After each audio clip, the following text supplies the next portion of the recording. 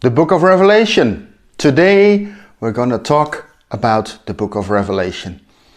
And I believe that at the end of this video you will probably have a more relaxed feeling about the book of Revelation, and that it's not all doom and gloom, but that it's a book of hope.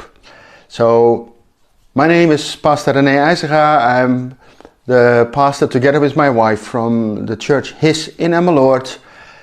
Subscribe to this channel, click the bell icon so that you will get all the updates, and let's get moving on with this video for the book of Revelation.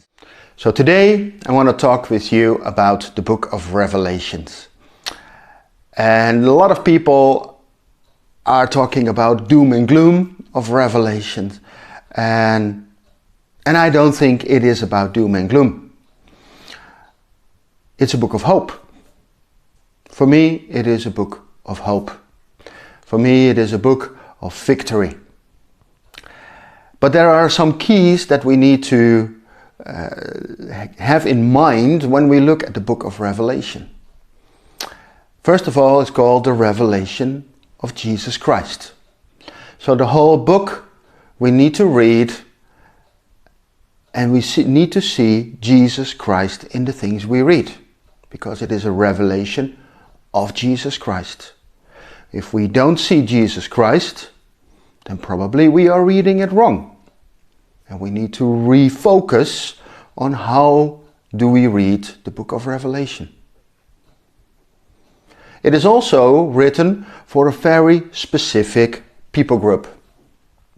For the doulos, for the bondservants. When you start reading the book of Acts, in the beginning verses, it is, "Tell this to my bondservants." In Israel, it was the custom that when you could not pay your debt, anything, that you became a slave to that person, so you could pay off your debt. So what happened is that at the end of the period that you needed to work for your master to pay off the debt, at that end, the slave could say to his master, "You have been good to me. You are a good master, and I want not to go away in freedom and not know how my future will look like, but I want to serve you." Then the master took him to this house and he nailed his ear to the doorpost to make clear that he is now a part of that house, a part of that household. He was a bond servant because he left everything that was from him, he left behind, and he was fully dedicated to his master. For us, that is also a spiritual reality if we follow Jesus. When we grow closer in our relationship with Jesus, we can decide to say like, okay, our lives don't matter anymore. Everything I leave behind, everything what is mine is yours. Lord, here am I. Talk to me. I'm yours. That's the person this book of Revelation is written for. That's where it is written for. So if you are not in that position, if you are not in that spiritual reality,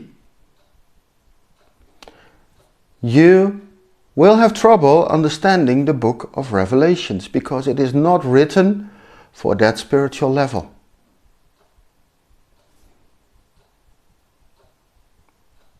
When we had a great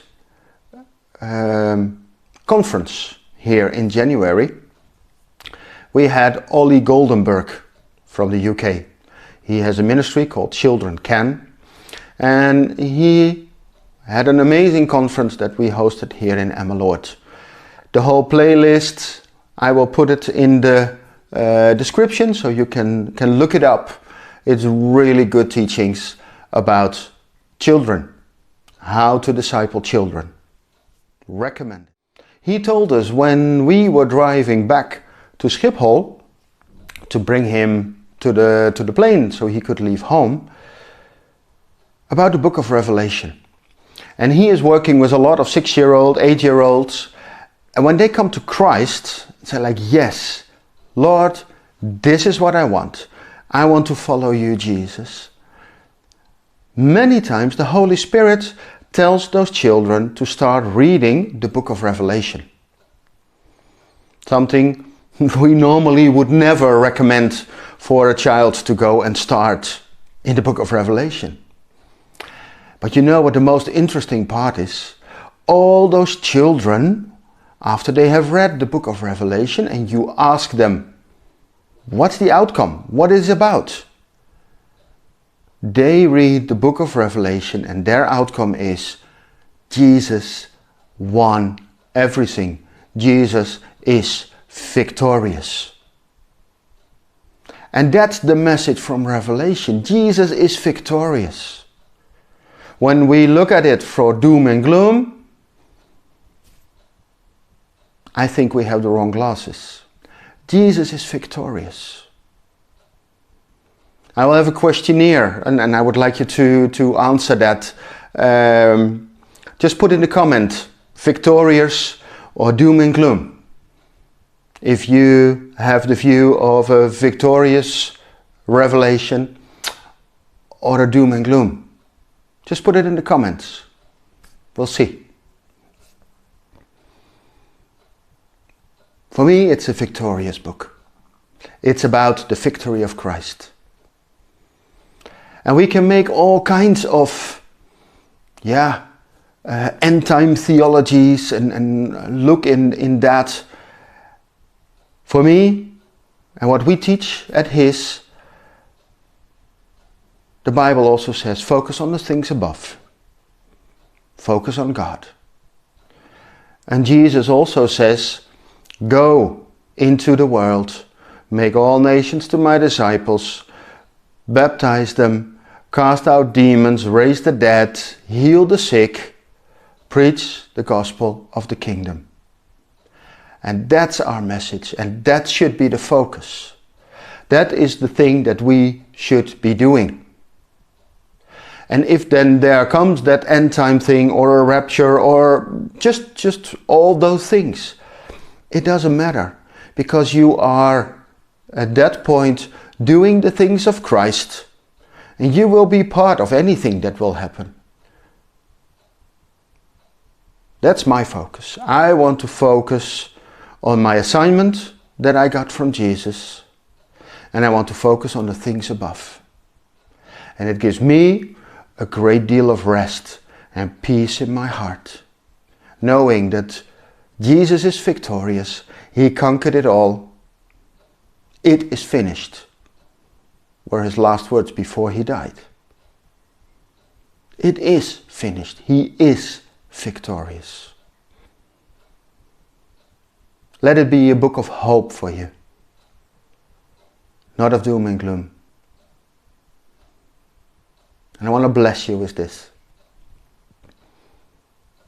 Next week we will go on, and if you have ideas for videos that you would like to see me do a video on a certain subject, put them in the comments and we'll see that we take it with us.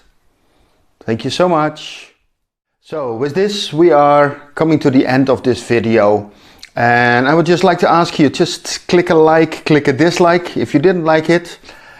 Leave comments how the book of Revelation is for you, and I will respond to that. Share this video if it helped you. Please share it on social medias. Look me up on Facebook, Rene IJszenga, his Facebook page. You can look up, you can get a like there, so you will be up to date. Every Sunday at 11:30 we will live stream the service over this channel. So if you liked it, please subscribe, ring the bell icon, and we will see each other soon again. Bye bye.